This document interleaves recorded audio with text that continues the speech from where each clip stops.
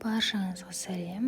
Менің каналыма қош келдіңіздер. Бүгін сіздермен пирожки дайындайтын боламыз. Бұл пирожки өте жұмсақ, қытырлақ болып шығады. Видеоны соңына дейін қарап шығыңыздар. Видеода барлығын көрсететін боламын.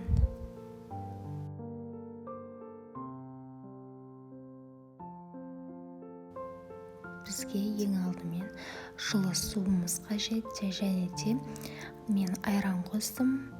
Оның үстінен ашытқымызды саламыз, барлығын араластырып алатын боламыз. Үстінен осылайынан тұзымызды, қантымызды салып, сары майымызды ерітіп, үстінен бір дана жұмыртқамызды салып жіберетін боламыз. Үстінен ұнымызды салып, ақырындап илейтін боламыз.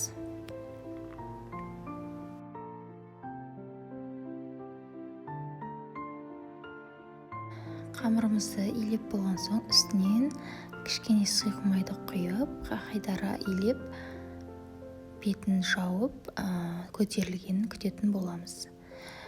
Қамырымыз 1 сағат көлемінде көтерілетін болады. Қамырымыз дайын болған соң, оны ыдысымыздан алып, пирожкиміздің қамырларын бөліктерге бөліп дайындайтын боламыз.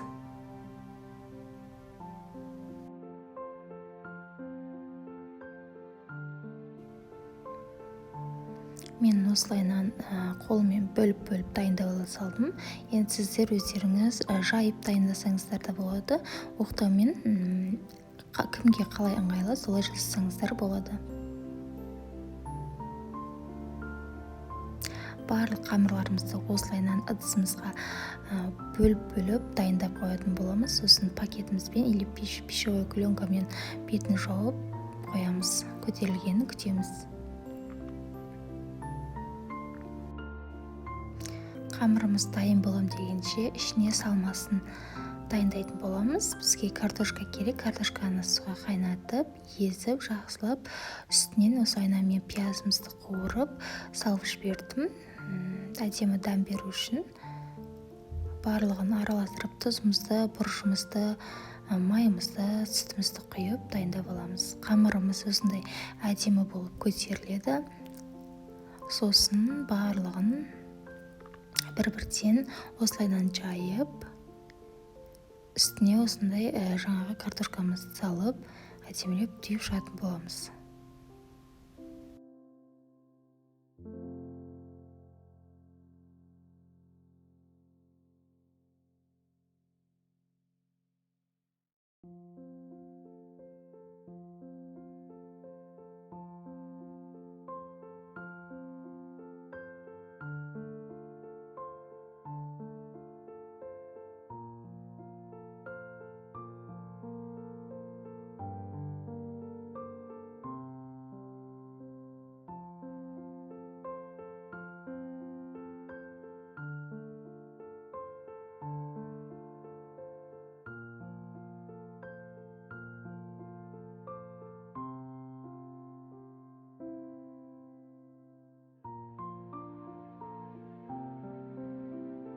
Қамырларымыздың барлығын түйіп шыққаннан соң, осылай ыдысымызға салып, тағы да көтерілгенін күтетін боламыз. Бетін осындай жаңағы пленкамызбен жауып алатын боламыз.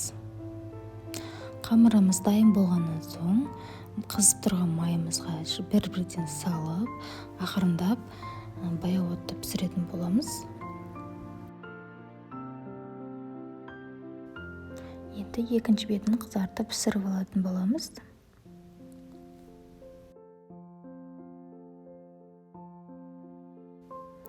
Пирожкилеріміз дайын. Дәл осылай бір-бірлеп пирожкилеріміздің барлығын осылайынан пісіріп ала беретін боламыз. Пирожкилерімізді қағаз салфеткамызға салып алатын боламыз ыдысымызға. Пирожкилеріміз дайын. Пирожкиміз өте дәмді, және де жұмсақ, қытырлақ болып шығады сырты. Сіздерге менің видео рецепт ұнаса, менің каналыма тіркеліп, өздеріңіздің ойларыңызды бөлісулеріңізді сұраймын.